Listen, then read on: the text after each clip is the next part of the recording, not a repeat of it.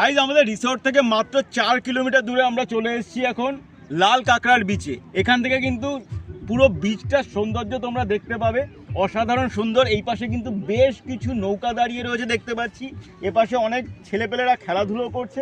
আর সামনে এগিয়ে যাব আমরা লাল কাঁকড়া দেখার জন্য।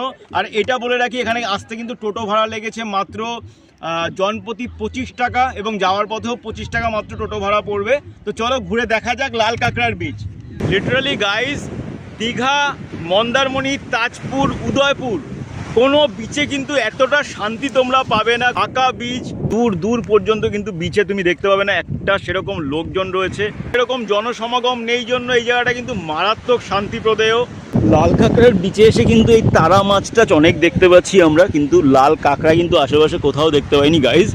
দূরে, অনেক দূরে দেখতে পাচ্ছি কখনো কাঁকড়া গর্ত করে ঢুকছে, দৌড়ে যেতে যেতে কিন্তু মানে ভেতরে, গর্তের ভেতরেই ঢুকে যাচ্ছে।